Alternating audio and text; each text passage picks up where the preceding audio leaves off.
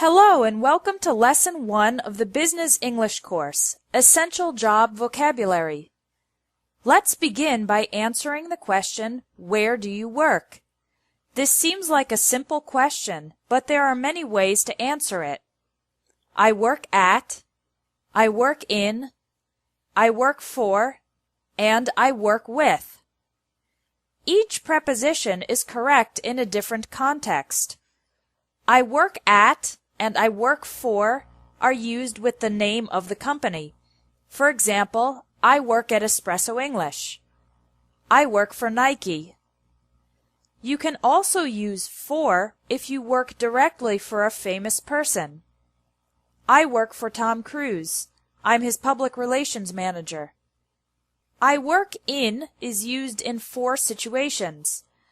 You can say, I work in a place. I work in an office. I work in a school. I work in a factory. You can also use in with a city or a country. I work in Paris. I work in France. I work in is also used with a department or area of a company. I work in the marketing department.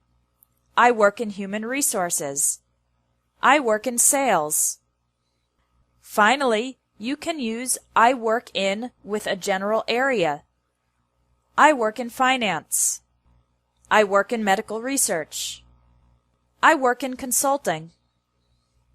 You can say I work with the things or people that are the objects of your day-to-day work. For example, I work with computers. I'm a teacher. I work with special needs children. If you want to add more details about your work, you can say, I'm responsible for. I'm responsible for updating the company website. I'm responsible for interviewing candidates for jobs. After I'm responsible for, use the ing form of the verb. Let's review. I work at a company. I work for a company or a person. I work in a place, city, country, department, or general area. I work with people or things. In conversational English, the question where do you work is commonly phrased as what do you do or what do you do for a living. How do you answer this question if you don't have a job? You can say, I'm unemployed, or more indirectly, I'm between jobs at the moment. If you work for yourself, you can say, I'm self-employed. If you have your own company, you can say, I own a small business, or more specifically, I own a restaurant, or I own a graphic design company. Now let's learn some essential employment vocabulary. When you are officially accepted into a new job at a company, you are hired by the company. For example, I was hired by an insurance company just 2 weeks after graduating from college. When you're hired, you become an employee of the company. The company becomes your employer. The other employees in the company are your colleagues or co-workers. The person above you who is responsible for your work is your boss or supervisor.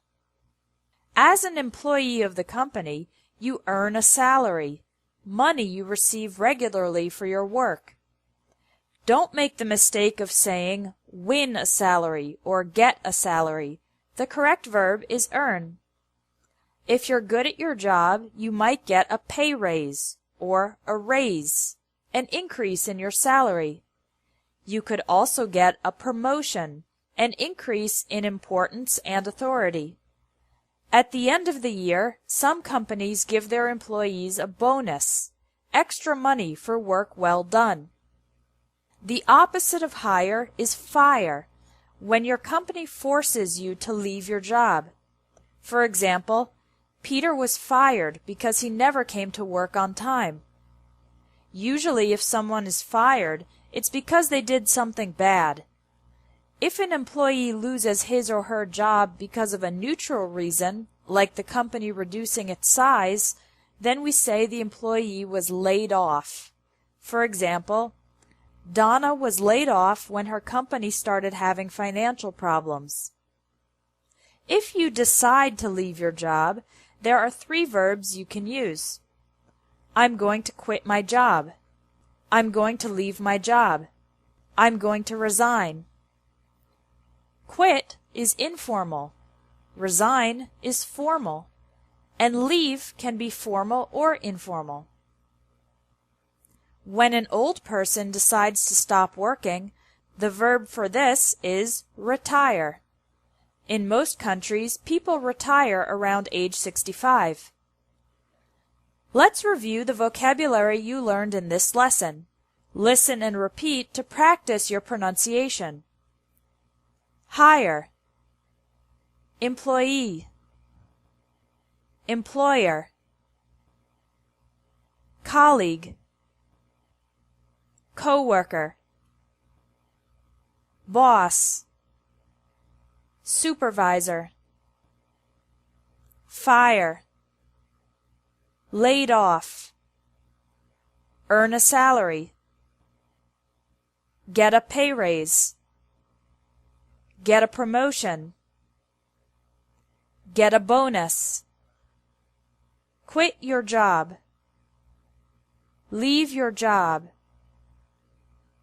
resign from your job, retire. Now you can take the vocabulary quiz to practice using these words and sentences.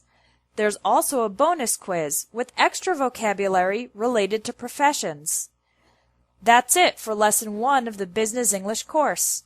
Come back tomorrow for Lesson 2, Interview English.